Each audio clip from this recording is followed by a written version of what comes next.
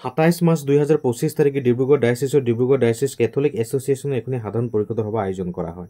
সভাখনে ডিব্ৰুগড় ডায়েচিছৰ বিশ্বপ doctor Albert Hembrom, Dibrugarh diocese Catholic এছ'চিয়েশ্যনৰ ডাইৰেক্টৰ ফাদাৰ চিৰিল পূৰ্তি, সভাপতি মই মিখাইল পূৰ্তি, সাধাৰণ সম্পাদক বৰুণ কন্দপান, উপদেষ্টা জুৱেল লাকৰা, উপসভানেত্ৰী ৰীতা বৰা, সহ সম্পাদক জন বাগৰ, সাংগঠনিক সম্পাদক খ্ৰীষ্টপাৰ নন্দ, মিডিয়া সম্পাদক সঞ্জীৱন কন্দপানৰ লগতে পাৰিছ কেথলিক কমিটিসমূহৰ বিষয়ববীয়াসকল উপস্থিত থাকে। মই ধন্যবাদ জ্ঞাপন কৰিছোঁ। আমি আজি প্ৰায় 2 সপ্তাহমান আগতে এই মিটিংটো কৰিবৰ কাৰণে আমি হোৱাটছআপ যোগেদি আমি চবকে জাননী কৰিছোঁ। কাৰণ আমাৰ আজি general council meeting first time meeting কৰা হৈছে। তাৰ আগত আমি 2024 যোৱা বছৰ আমি এই কমিটিটো বনাইছিলোঁ 13 মাৰ্চত, আমি প্ৰায় 1 বছৰমান তেতিয়া আমি বহুতৰ লগত ইয়াত উপস্থিত হৈছিলোঁ, প্ৰায় 70 মান আছিলে নেকি, 70 আছিল। তো তেতিয়া আমি বহুতক আমি লগ পাইছিলোঁ, কিন্তু সেইটো সময়ত আমি সকলোৰ লগত চাৰ্জ লাগিব ঠিক নাছিল আৰু সকলোৰে আমি কণ্টেক্ট নম্বৰ নোপোৱাৰ কাৰণে আমি সকলোকে আমি যোগাযোগ কৰিব পৰাও নাছিল। তো সেইটো কাৰণে হোৱাটছআপ গ্ৰুপ এখন বনাই দিয়া হৈছে। হোৱাটছআপ গ্ৰুপত আমি যিকোনো কথা থাকিলে আমি তাত আমি শ্বেয়াৰ কৰিছোঁ। একো মিটিঙৰ কাৰণেও আমি হোৱাটছআপ যোগেদিও আমি নিমন্ত্ৰণ দিছোঁ। 1-2জন হয়তো পৰা আমাৰ লগত যোগাযোগ আছিলে, কিন্তু মেক্সিমাম আমাৰ লগত যোগাযোগ নাই, বহুতক আমি চিনিও নাপাওঁ।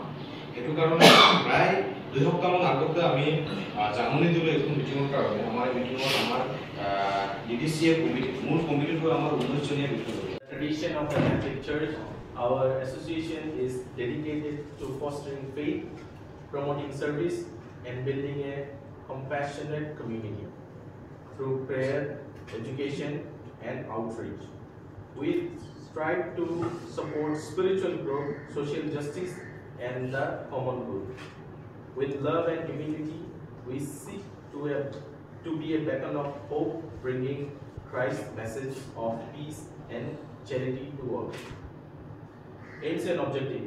The objective of the association shall be objectives to promote and afford the teaching of the Catholic Church, to encourage spiritual growth and moral development among the members, to engage in apostolic, social and charitable work, to foster unity and fellowship among Catholic faithful, to collaborate with the local church hierarchy, to collaborate with the local church hierarchy and Catholic institutions. Article 7. এইটো এছ'চিয়েশ্যনটো আৰম্ভ কৰা হৈছে, এতিয়া এটা জন্ম লৈছে। আমাক কি কয় কামটো আগবঢ়া নাই বুলি হতাশ হ'ব নালাগে, নিৰাশ হ'ব নালাগে, কিন্তু আমাক আকৌ চিন্তা কৰিব লাগে।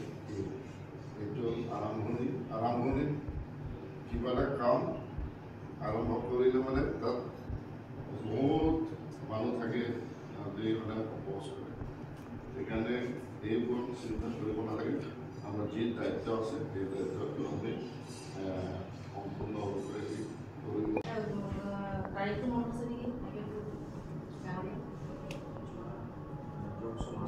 যোৱা বছৰ মাৰ্চ মাহত গতিকে 1 বছৰ সম্পূৰ্ণ হৈছে। আৰু আমি যিখন এছ'চিয়েশ্যন আমি গঠন কৰিলোঁ আজি 1 বছৰ দিন, তাক লৈ পেলাই আমি কি কাম কৰিম কি নকৰিম এটা মানে এটা একদম সম্পূৰ্ণ এটা এনেকুৱা চিনেৰি আমি মানে প্ৰকাশ পোৱা নাই। এটা স্পষ্ট যিটো আমাৰ ছবি লাগে, নহয় জানো?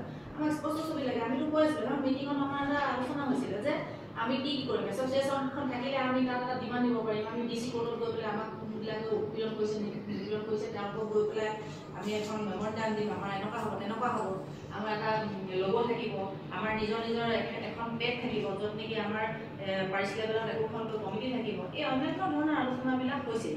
হোৱাৰ পাছতে বহুত জেগাত পাৰিছ লেভেলৰ এছ'চিয়েশ্যনবিলাক হৈ যোৱাৰ তাৰপাছতে আমাৰ মানুহৰ কাম, আমাৰ এছ'চিয়েশ্যনৰ কাম, সেই কামখিনি কৰিবৰ কাৰণে আমাৰ কিছুমান নীতি নিয়ম লাগিব। আমিতো এনেই যধে মধে গৈ পেলাই কাম কৰিব নোৱাৰোঁ। আমিতো যধে মধে গৈ পেলাই আমি এজন চৰকাৰী বিষয়াৰ আগত থিয় হ'ব নোৱাৰিম, হয় নহয়? প্ৰত্যেকটো ৰাজনৈতিক দলৰে একোটা কি থাকে, এনেকুৱা ৰুল থাকে, নিয়ম থাকে, সংবিধান থাকে।